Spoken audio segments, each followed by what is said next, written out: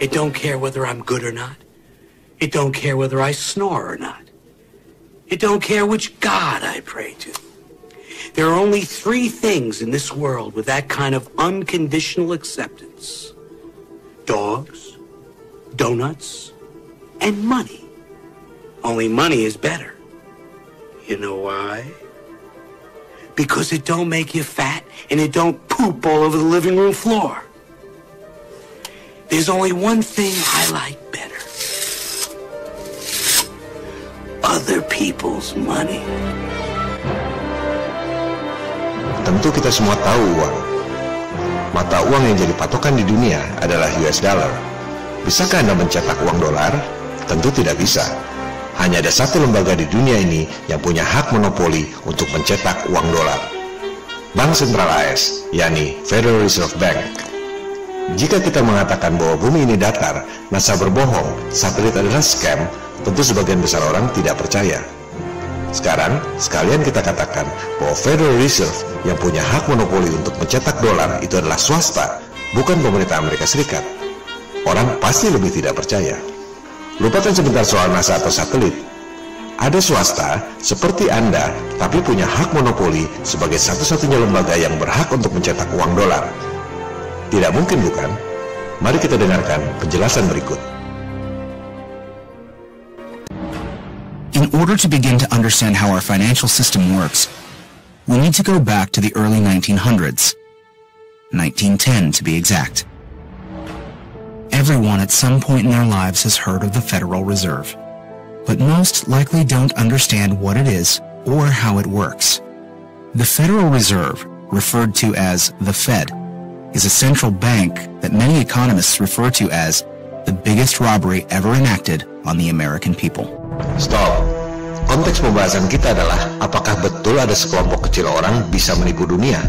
Yang Anda saksikan sekarang adalah bukan hanya menipu soal angkasa luar, tapi merampok warga Amerika Serikat dan menipu dunia tanpa disadari. The reason for this is because the Federal Reserve is neither part of the federal government, nor does it have any reserves.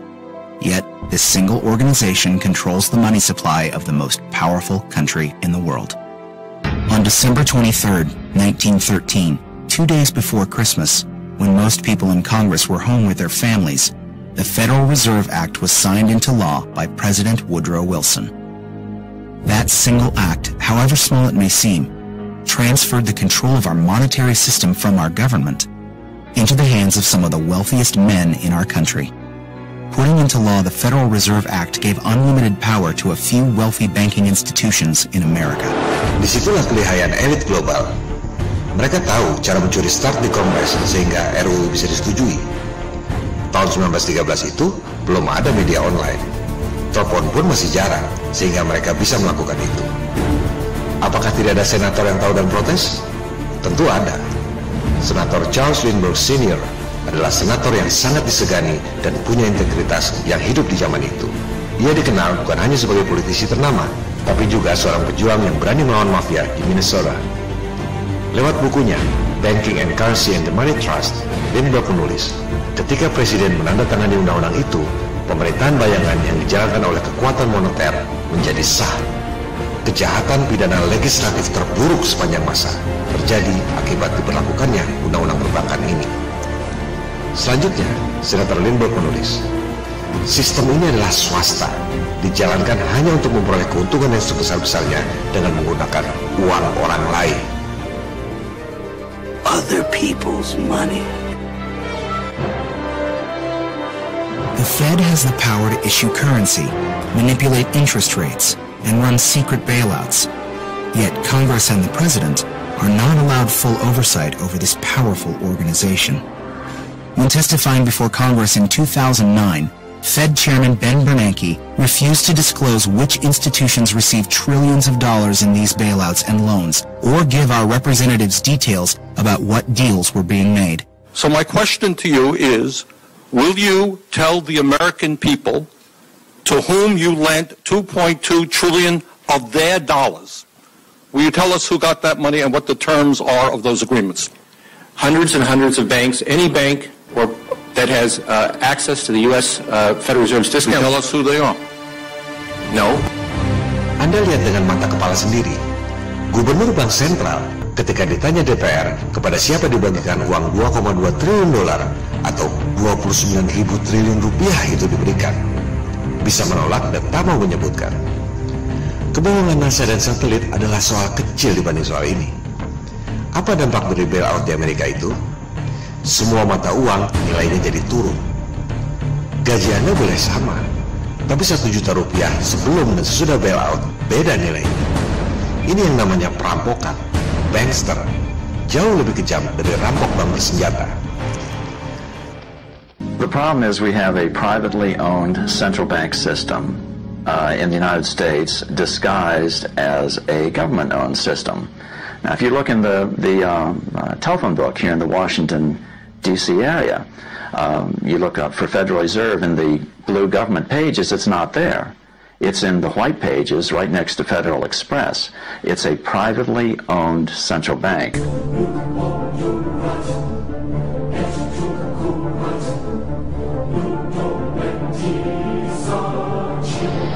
Well, first of all, the Federal Reserve is an independent agency, and that means basically that there is no other agency of government which can overrule actions that we take.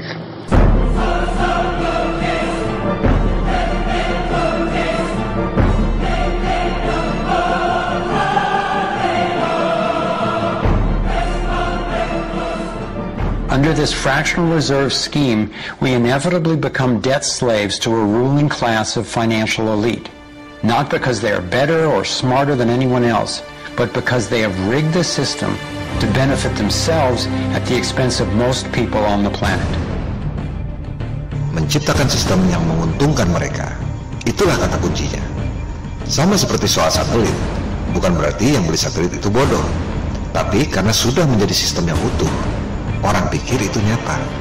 Jadi bukan masalah bodoh atau pintar, tapi masalah sistem.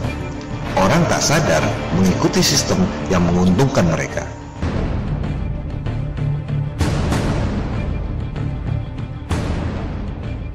This historic change of power in America is again why many economists refer to it as the biggest robbery ever enacted on the American people. Bukan saya ngomong loh, 2 kali kalimat itu dia katakan. Ketika di episode 6 saya mengatakan NASA mencuri uang Anda, mungkin banyak yang kaget. Sekarang Anda lihat sendiri, elit global bukan cuma mencuri dari biaya telkom mahal yang Anda bayar, tapi mereka merampok uang pajak warga Amerika. Mereka mampu melakukan itu. Masih heran mereka bisa bohong soal NASA dan angkasa luar? Mereka tidak peduli dengan Anda, tidak peduli dengan kita, bahkan tidak peduli dengan warga Amerika Serikat. Ini adalah politik, cara memperoleh tujuan, yaitu bangkrutnya semua negara di dunia, hancurnya semua agama di dunia, agar tunduk pada tatanan dunia baru di bawah kaki mereka, New World Order.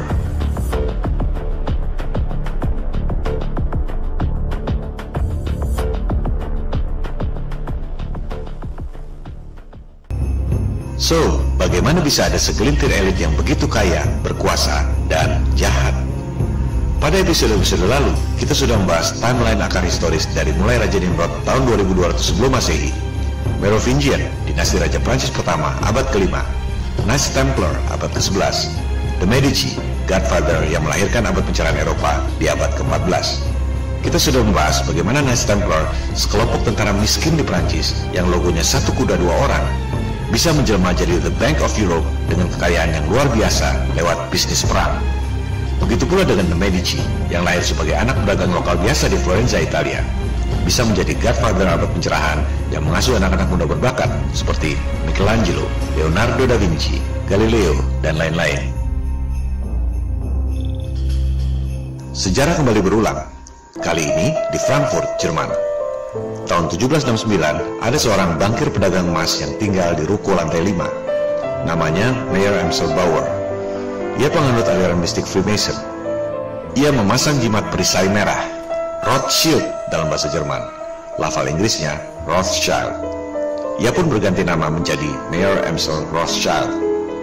Melalui pergaulan secret societies, bankir dan pedagang emas itu menjadi kepercayaan salah satu keluarga terkaya di Eropa, monarki terkaya di Jerman, Pangeran William IX Hesse-Kassel. Ia adalah cucu Raja George II di Inggris, sepupu Raja George III, keponakan Raja Denmark, dan ipar Raja Swedia.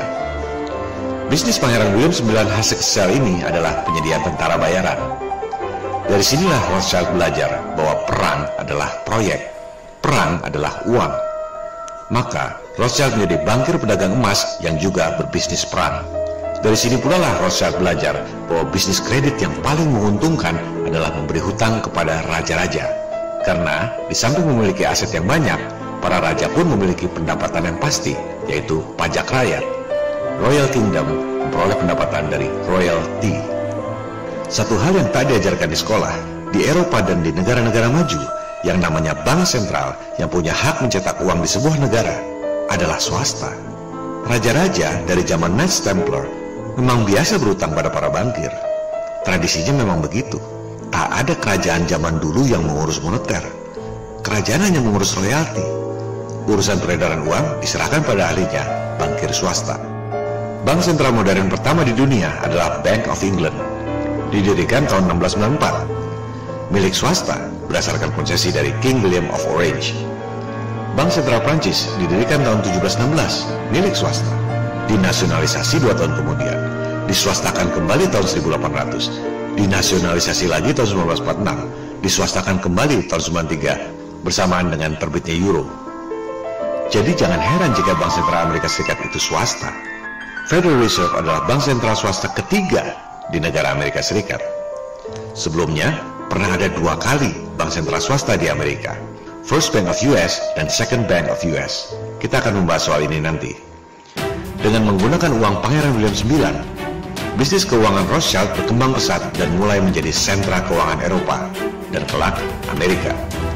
Untuk menancapkan kuku kerajaan bisnis keuangannya, Mayer Amschel Rothschild mengirim 5 putranya ke 5 negara utama di Eropa: Jerman, Austria, Inggris, Italia, dan Prancis. Putra pertama, Amschel Mayer Rothschild, tetap di Jerman. Putra kedua, Salomon, dikirim ke Vienna dan mendominasi bisnis keuangan Austria. Nathan Rothschild, putranya yang paling cerdas dan dominan, dikirim ke London dan menguasai bisnis keuangan di Inggris. Karl dikirim ke Napoli, Italia, dan Jacob dikirim ke Paris, Prancis. Mayer Rothschild mewariskan bisnis kepada 5 anak di 5 negara ini dengan ritual masonik yang menggunakan ayat-ayat kitab Zabur atau Mazmur, yaitu Psalm 127. Ayat ini dulu digunakan oleh Nabi Daud ketika mewariskan kerajaan kepada Nabi Sulaiman. 1 Mei 1776, Rothschild membentuk kelompok satanik bernama Bavarian Illuminati. Bavaria adalah wilayah Jerman Tenggara. Lokasinya dekat 2 dari 5 wilayah operasi Rothschild, yaitu Frankfurt dan Vienna, Austria. Yang ditugaskan menjadi eksekutif adalah Adam Weishaupt, seorang profesor di Ingolstadt University. Rothschild mengumpulkan para intelektual seperti doktor, lawyers, hakim, gubernur, baron, ekonom, dan lain-lain yang bertujuan untuk menguasai keuangan dan pemerintahan. Perlu kita perjelas sekali lagi, tidak semua Freemason itu Illuminati. Ada ribuan cabang Freemason. Dari situ, ada banyak lagi cabang yang bernama Illuminati. Alumbrados di Spanyol misalnya. Kebanyakan Freemasonry hanya ritual-ritual keagamaan. Hanya ada 1 cabang Illuminati yang bertujuan menguasai keuangan dan pemerintahan, yaitu Bavarian Illuminati yang didirikan oleh Rothschild. Perhatikan tanggal lahirnya, 1 Mei 1776, 2 bulan sebelum kemerdekaan Republik Modern pertama di dunia, Amerika Serikat. 13 tahun sebelum berdirinya Republik Modern kedua di dunia, Prancis. 1 Mei adalah Hari Buruh yang dulu disebut Hari Komunis alias May Day. Bavarian Illuminati atau kita sebut Illuminati mendanai kelompok Jacobin atau Yakobin yang paling radikal dan berpengaruh dalam revolusi Prancis sehingga menjadi negara republik seperti yang kita kenal sekarang ini. Rothschild membangun markas Illuminati berupa Masonic Lodges Grand Orient di Prancis, lengkap dengan logo piramida terpancung yang biasa kita lihat pada uang dolar. Illuminati menggunakan cabang-cabang Freemason yang lain untuk melaksanakan tujuannya. Rencana makar secret societies ini terbongkar. Organisasi Bavarian Illuminati dibubarkan oleh pemerintah Jerman 1785. Secara organisasi, Illuminati sudah tidak ada. Tak ada kantornya, tak ada pegawainya, dan lain-lain. Illuminati berkembang menjadi ideologi. Novus Ordo Seclorum, New Order of the Ages, alias New World Order. Meski organisasinya sudah tidak ada, ideologi Illuminati tetap hidup dan sangat ditakuti oleh pemerintahan banyak negara di zaman itu. Tahun 1798, Profesor John Robinson menulis tentang ancaman ideologi Illuminati. Perhatikan judul bukunya. Ketika saya mengatakan bahwa elit global bertujuan untuk membangkrutkan negara-negara di dunia, menghancurkan agama-agama di dunia, itu bukan kata-kata saya, melainkan esensi dari buku Profesor John Robinson yang ditulis 218 tahun yang lalu. Illuminati adalah ideologi yang sangat menakutkan bagi mereka yang mengerti. Anda bisa mengakses secara online The George Washington Papers di Library of Congress. Anda akan menemukan tulisan tangan Presiden pertama Amerika, George Washington, yang ditulis tanggal 24 Oktober 1798. Presiden pertama Amerika itu mengetahui persis ancaman kelompok Illuminati yang dulu mendanai kelompok radikal Jacobin pada Revolusi Prancis. Illuminati lahir duluan sebelum lahirnya dua republik modern pertama di dunia, Amerika Serikat dan Prancis. Aliran Freemason mengakar pada budaya kedua republik pertama di dunia itu. Bukan berarti rakyat Amerika dan Prancis itu penyembah iblis, tapi hanya segelintir elitnya saja yang mampu infiltrasi ajaran-ajaran mereka dalam berbagai arsitek dan monumen. Begitu besar di depan mata, tapi orang tidak menyadarinya.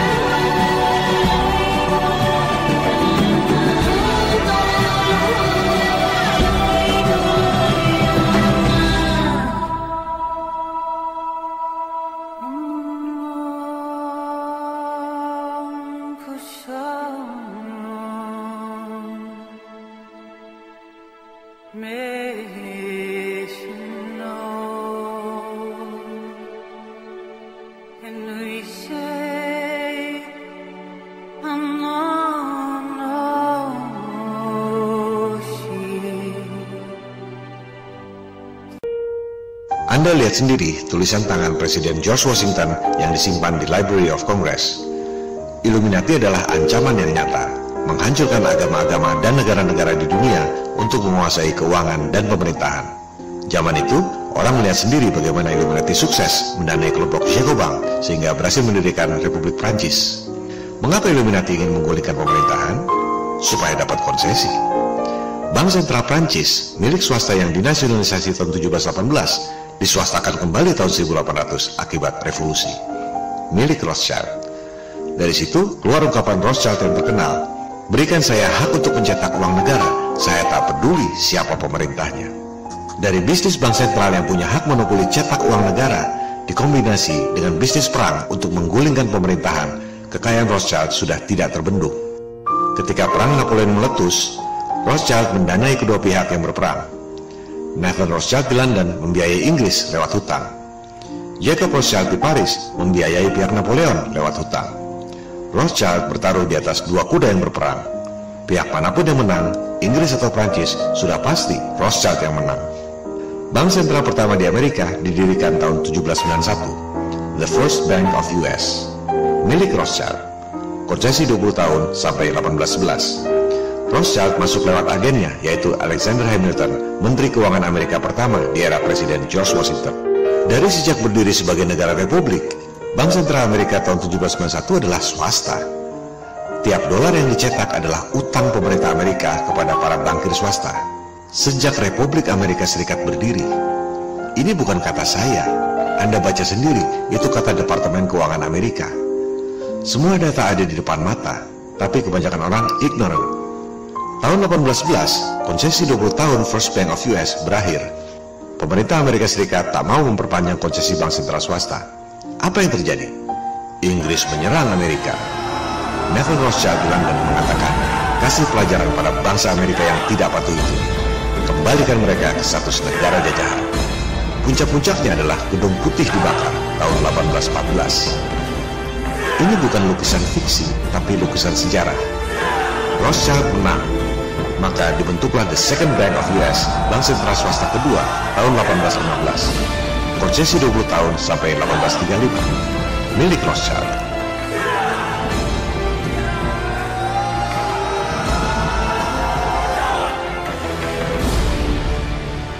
Tahun tahun 1815 itu, Rothschild sudah menjadi keluarga terkaya di dunia.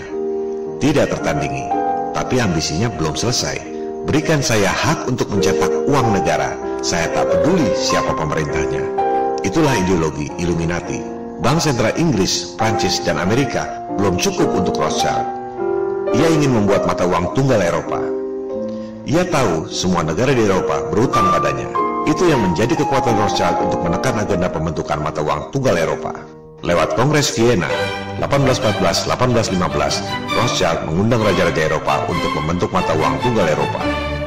Ketika euro beredar tahun 1993, banyak orang kaget. Padahal Rothschild sudah berusaha mewujudkannya 180 tahun sebelumnya. Semua raja di Eropa sulit menolak proposal Rothschild karena semua raja berutang padanya. Kecuali satu, Tsar Alexander I Rusia yang tak pernah punya hutang padanya. Tsar menolak proposal Rothschild. Maka rencana penerbitan euro tahun 1815 pun kandas. Rothschild bersumpah akan membunuh Tsar beserta keluarganya. Sumpah Rothschild ini terwujud 102 tahun kemudian. Tsar Nicholas II beserta keluarganya dibunuh oleh rejim komunis binaan Rothschild. Sebuah tragedi kemanusiaan dunia yang menyisakan misteri Putri Anastasia yang konon lolos dari pembunuhan keji itu. Kita akan kembali membahas soal ini. Tahun 1848 ada 3 hal bersejarah yang dilakukan keluarga Rothschild yang merubah dunia untuk selamanya. Pertama, Rothschild mendanai agen Illuminati, Giuseppe Mazzini, untuk memimpin revolusi Italia. Perang adalah uang. Mazzini dikenal sebagai pionir rejim fasis di Italia yang kelak diikuti oleh fasisme Hitler di Jerman. Dari sepak terjang Mazzini kemudian lahir istilah mafia. Mafia adalah singkatan dari Mazzini autorizza furti incendi avvelenamenti. Indah sekali kedengarannya, yang artinya Mazzini memenangkan pencurian, pembakaran, dan peracunan. Itulah mafia. Jika mafia ditakuti di seluruh dunia, Rothschild adalah cukong yang mendirikan sejarah mafia di dunia. Bukan cuma gangster, tapi jauh lebih kejam, bankster. Kedua, tahun 1848 itu, Rothschild mendanai pembuatan master plan bagaimana agar kelompok kecil orang bisa menguasai dunia lewat perekonomian. Nama platformnya The Protocols of Zion. Ketiga, masih di tahun 1848 itu, Rothschild mendanai pembuatan master plan untuk menjatuhkan Tsar Rusia. Maka ditunjuklah cucu sepupu istri Nathan Rothschild untuk membuat doktrin komunis, Karl Marx. Orang berpikir Karl Marx adalah orang Jerman atau orang Rusia. Padahal ia adalah orang Yahudi, putra dari Herschel Mordecai. Karl Marx tak ada hubungannya dengan negara-negara komunis. Ia hanya menulis buku untuk memprovokasi kaum buruh dan proletar di Rusia agar berontak dan membunuh Tsar Rusia sesuai sumpah Nathan Rothschild. Maka dibakarlah kemarahan kaum buruh dan proletar di Rusia. Janji-janji sorga bahwa sistem komunis akan membawa kesejahteraan bagi kaum buruh dan tani. Ia tak peduli bahwa sistem itu akan gagal. Yang penting bagaimana caranya menggulingkan Tsar sehingga Rothschild punya kekuasaan di Rusia. Karl Marx menciptakan janji sorga komunisme di dunia lewat 2 buku, yaitu The Communist Manifesto dan Das Kapital. Buku itu jadi buku standar paham komunis di seluruh dunia. Padahal Karl Marx tak pernah menginjak negeri komunis. Coba Anda cek, Karl Marx menulis buku The Communist Manifesto di Brussel, Belgia, tahun 1848. Kemudian Karl Marx menulis buku Das Kapital di London 1867, markas keturunan Nathan Rothschild. Dan akhirnya Karl Marx membentuk First International Communism di London lagi. Jadi jangan heran jika Soviet dan Amerika kompak membom nuklir langit selama 4 tahun. Jangan heran jika Soviet diam saja NASA berbohong pergi ke bulan. Mereka adalah 2 sisi dari koin yang sama, Illuminati. Para elitnya, bukan seluruh rakyat. Kebohongan NASA dan satelit tak ada apa-apanya dibanding kebohongan dan kejahatan elit global lainnya. The Antichrist, Al-Masih Ad-Dajjal.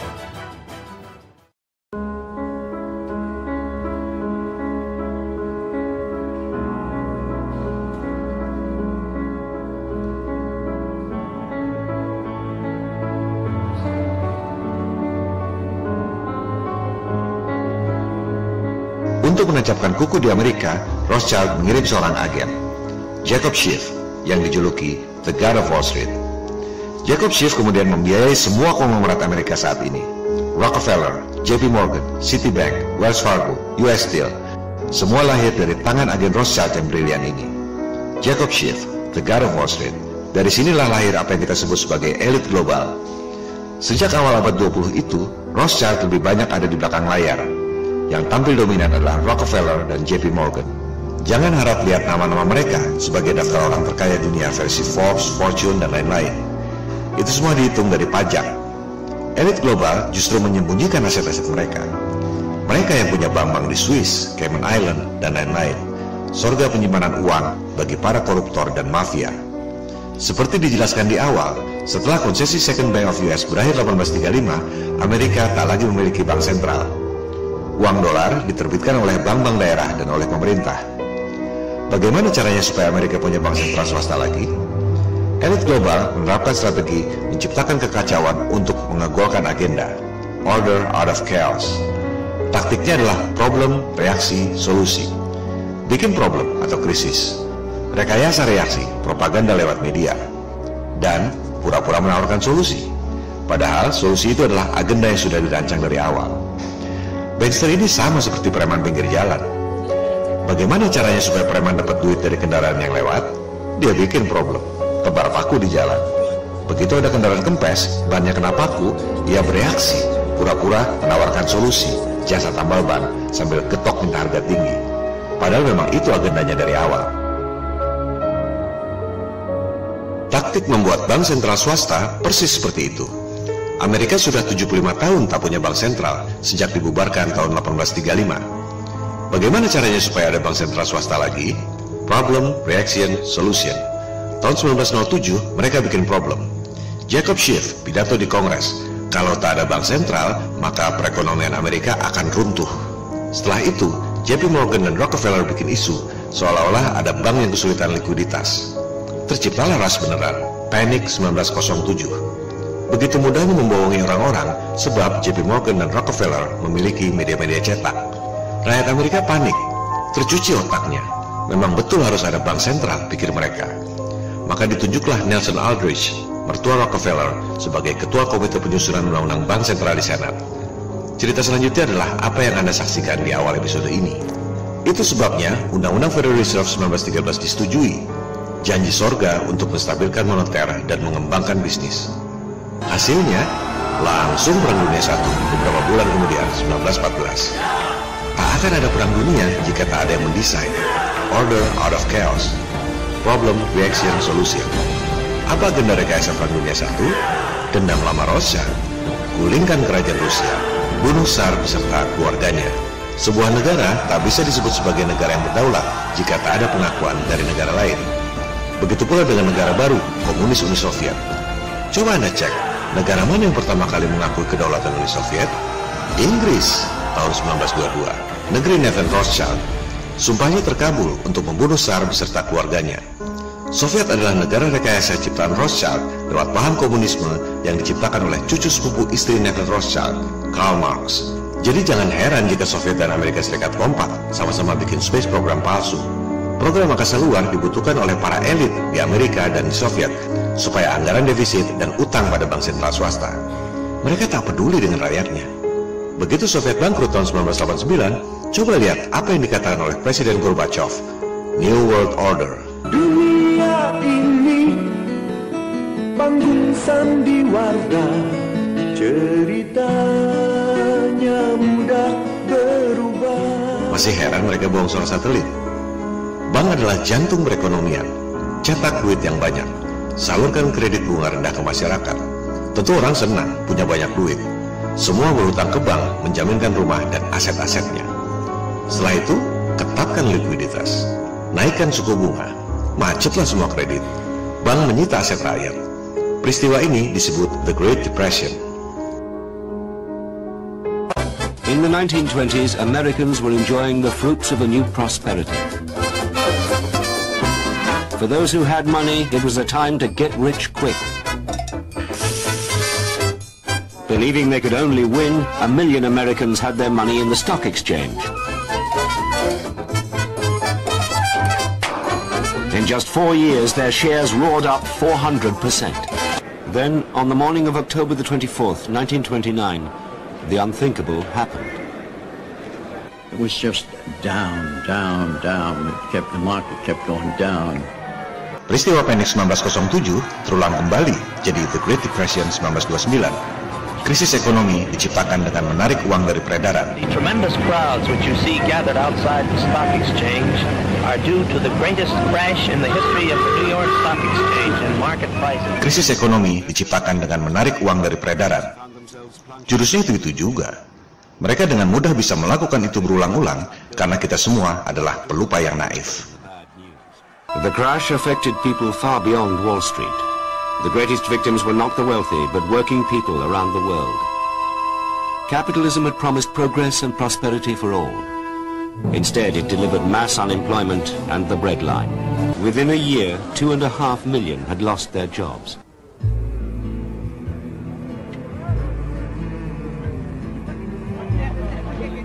Laid-off men were driven to despair, victims of a process they couldn't understand. We haven't got no work, we can't get no work, we're looking for work. We can't get no work, but we will by someday in the future. Mereka tak punya belas kasihan. Mereka merasa ditakdirkan untuk menjadi Tuhan di dunia dan kita semua adalah budak-budaknya. Sekte iblis, Illuminati. In Chicago, the new poor tore the wooden blocks from the city streets to use as fuel.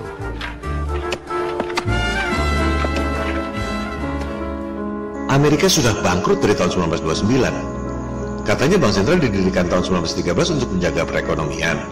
Yang ada justru merampok rakyatnya sendiri. Apakah bangsa Amerika sebodoh itu? Bukan masalah bodoh atau pintar, tapi karena percaya dan mengikuti sistem yang dibuat oleh elit global yang sengaja dirancang untuk menguntungkan mereka dengan merugikan semua umat manusia di dunia. Waktu Great Depression 1929-1933 itu, para petani memanggul senapan untuk melawan bankir yang datang untuk menyita aset mereka.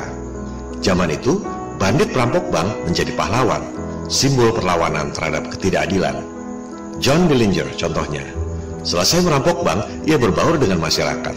Dan tak ada masyarakat yang mengadukannya pada polisi, karena perampok bank itu dianggap sebagai pahlawan yang melawan sistem yang korup. Para bankster ini belum puas dengan menyita aset-aset rakyat yang dijaminkan ke bank. Mereka tambah dengan merampok emas milik rakyat. Caranya lewat kepres yang diterbitkan oleh Presiden Roosevelt, salah satu pentolan Illuminati. Rakyat harus menyerahkan emas yang dimilikinya dengan alasan untuk menyelamatkan perekonomian. Ancaman hukuman penjara 10 tahun. Ini adalah perampokan yang luar biasa. Kebohongan NASA dan satelit tak ada apa-apanya dibanding semua ini. Di era Presiden Roosevelt inilah, tahun 1933, diterbitkan lembaran dolar baru yang masih digunakan sampai sekarang. Piramida terpancung, All Seeing Eye, Dajjal bermata satu. Gambar-gambar itu bukan budaya Amerika. Jika Anda melihat kamus, Anda akan paham arti anagram, rahasia huruf kata yang diacak di beberapa kalimat. Pada kalimat yang tertera di lembar dolar itu, Anda akan menemukan anagram Mason, Novus Ordo Seclorum, New Order of the Ages, New World Order. Gambar-gambar itu sama sekali bukan budaya Amerika, tapi budaya sekte iblis Illuminati. Ini menunjukkan bahwa tahun yang tertera di situ, 1776, bukan mengacu pada hari kemerdekaan Amerika, tapi pada hari lahir Illuminati, 1 Mei 1776. Figur Presiden Roosevelt ini berkacamata dan mengisap pipa oleh orang-orang Inggris dijadikan parodi sebagai penjahat Batman, Penguin. Other people's money. Elit global belum puas dengan semua itu. Maka dirancanglah Perang Dunia Kedua yang meletus masih dalam era Presiden Roosevelt. Problem, Reaction, Solution. Apa agenda tersembunyi yang seolah menjadi solusi Perang Dunia II? Dibentuklah 3 badan yang suci dari yang suci dunia saat ini. The Holy of Holies, PBB, World Bank, dan IMF. Kebohongan NASA dan satelit tak ada apa-apanya dibanding ini. Coba Anda perhatikan, setelah berdirinya PBB 1945, justru lebih banyak perang yang terjadi. Perang Israel-Palestina, Perang Korea, Perang Vietnam, Perang Kongo, Zanzibar, Ethiopia, Bosnia, Perang Teluk, terlalu banyak untuk disebutkan satu persatu. Perang adalah uang, proyek besar bagi kontraktor perang dan industri militer. Dengan adanya perang, anggaran negara menjadi defisit, utang pada bank sentral swasta. Perang adalah strategi jitu untuk pemusnahan ras, genocide, depopulasi, program penyedikitan umat manusia. Itu sebabnya Presiden kita, Soekarno, keluar dari PBB tanggal 7 Januari 1965 karena ia tahu lembaga yang suci dari yang suci itu adalah sandiwara belaka. Dunia ini Perpanjangan tangan dari para elit yang ia sebut sebagai nekoling, neokolonialisme dan imperialisme, penjajahan gaya baru. Gedung PBB yang megah di New York itu dibangun di atas tanah hibah dari Rockefeller tahun 1948 sebagai hadiah atas pengakuan PBB terhadap negara boneka Israel yang didirikan oleh para elit untuk memecah belah dua saudara keturunan Nabi Ibrahim, Bani Ismail dan Bani Israel. Coba Anda perhatikan, sejak ada World Bank dan IMF 1945, justru lebih banyak krisis ekonomi yang terjadi. Padahal jurusnya sama saja. Krisis ekonomi diciptakan dengan menarik uang dari peredaran. Persis seperti yang terjadi pada Panic 1907 dan The Great Depression 1929. Semua orang tahu, krisis moneter Asia 1998 terjadi akibat ulah spekulan. Mereka tak peduli mata uang Asia hancur, pabrik-pabrik tutup, PHK dan pengangguran.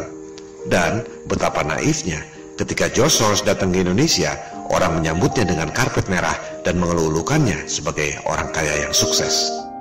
Ketika terjadi lagi krisis 10 tahun kemudian, 2008, orang sedunia kaget lagi. Padahal jurusnya itu juga.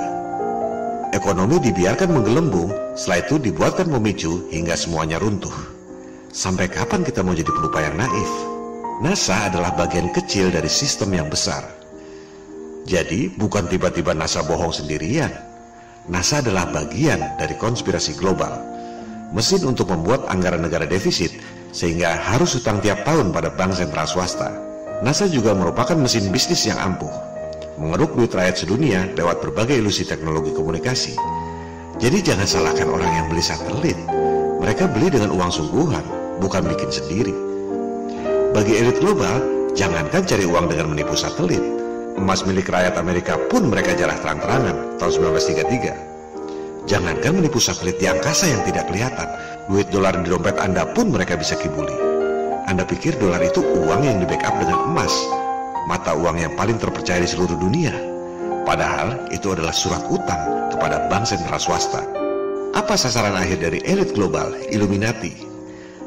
Apa yang akan mereka lakukan dengan hutang-hutang negara yang sudah pasti tak akan bisa dibayar? Itu akan dijadikan senjata untuk memaksakan deal baru, mata uang tunggal dunia di bawah sistem yang mereka ciptakan. New World Order, One World Currency, One World Government. Mereka akan menanamkan chip di tubuh Anda. Paspor, kredit card, asuransi, dan riwayat kesehatan dimasukkan dalam chip itu sehingga Anda tak bisa menolaknya. Inilah yang dimaksud dengan Mark of the Beast. Jangan pikir ini science fiction. FDA di Amerika sudah menyetujui sistem chip ini. Jika melalui pemaparan ini Anda masih merasa bahwa PBB, World Bank, IMF, NASA adalah lembaga yang suci dari yang suci, lembaga penyelamat dunia yang terpercaya, maka pemaparan ini bukan untuk Anda. Silakan pegang apa yang Anda percaya. Tentang konspirasi bumi datar ini, tak ada yang memaksa Anda untuk percaya, dan tak ada yang berhak melarang Anda untuk percaya. Tak perlu bermental fasis seperti Hitler yang semua orang harus setuju dengan pendapatnya sendiri. Bebas-bebas saja. 90% adalah followers, mengikuti saja apa kata mayoritas dan otoritas. Yang membuat perubahan bukan followers yang mayoritas itu, melainkan justru sekelompok kecil orang. Jika lewat pemaparan ini Anda merasa bahwa mungkin ada kebohongan yang diterapkan dalam sistem, barulah kita membahas soal flat earth. Jadi berangkatnya dengan mempertanyakan sistem yang ada sekarang dulu, bukan tiba-tiba mengajukan teori baru. Flat Earth adalah simbol perlawanan terhadap sistem yang zalim. Pada episode terakhir, realitas Flat Earth, kita akan simpulkan apa yang sebaiknya dilakukan. Kepada siapa sebaiknya Flat Earth didiskusikan, tak perlu pada semua orang. Setelah itu, kita akan simpulkan beberapa pertanyaan tentang Flat Earth, seperti matahari dan bulan, siang dan malam, pergantian musim, meteor, apa yang ada di perut bumi, dan lain-lain. Terima kasih.